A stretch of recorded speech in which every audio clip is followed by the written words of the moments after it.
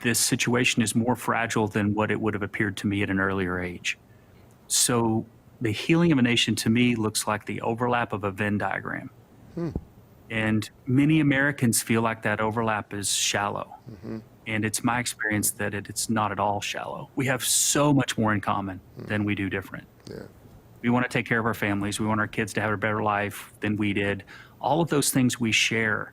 As you mentioned earlier, if you can look past some of the things that we're somehow distracted with today as differences, that's people in this 100 or this trying to lean again, we can only be as we can.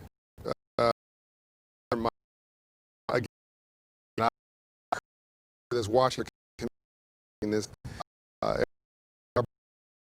to be on the 100 list is spirit need a business. Thank you. Thanks. Thank you.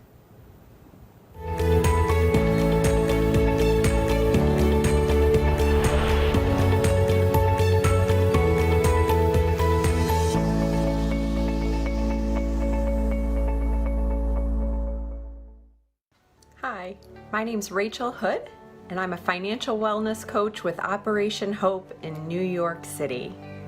I run Hope Inside Launch and Grow, powered by CIT, and we empower women entrepreneurs with the tools and support that they need to launch and grow their small businesses.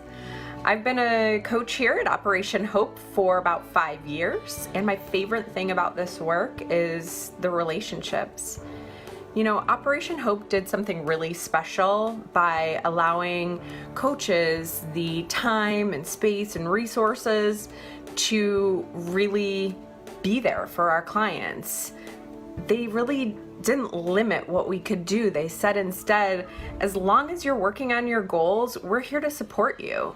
And it allows us as coaches to build real relationships with our clients and assist them in taking meaningful steps to meet their goals. I love my job because not only do we make a difference, but we get to celebrate right alongside our clients, which makes for really great days at work. I have had so many wonderful clients over the years that have done so many incredible things. But I remember one of our graduates from the Hope Inside Launch and Grow program told me that she had been making body butters for friends and family for a while and wanted to just explore making it a more formal business. Now, at the same time, she's a nurse, so she's on the front lines battling COVID. She joined our program and was able to get one-on-one coaching and have the support of a whole group of women entrepreneurs. Since then, she's gone on to create her website, set up her branding, and start selling more broadly. Initially, she was just, oh, I'm gonna think about this. But being part of the Launch and Grow program really was so inspirational. It made her more certain that she could follow her dreams, and she did. Welcome back to the Hope Global Forum. I'm John Hope Bryant, founder of Operation Hope, resetting a nation, resetting America, healing our souls and healing a nation, opportunity for all. I could be talking about this forum, I could be talking about the NFL because the NFL and that shield is embedded in our spirit. And I'm about to introduce somebody who really could do this session all by himself. He's that cool, he's that comfortable, and he's that courageous. Ladies and gentlemen, introducing formally my friend Roger Goodell, the commissioner for the NFL. He's the 8th Chief Executive Officer of the NFL, having recently completed his 100th season. Under Commissioner Goodell's leadership, the NFL has focused on improving the improvements to player health and safety, benefits for retired players, thank you, the league's personal conduct policy, expanding social responsibility initiatives, and diversity in hiring practices. none of that explains Roger Goodell. It does explain what he's been up to, some of it.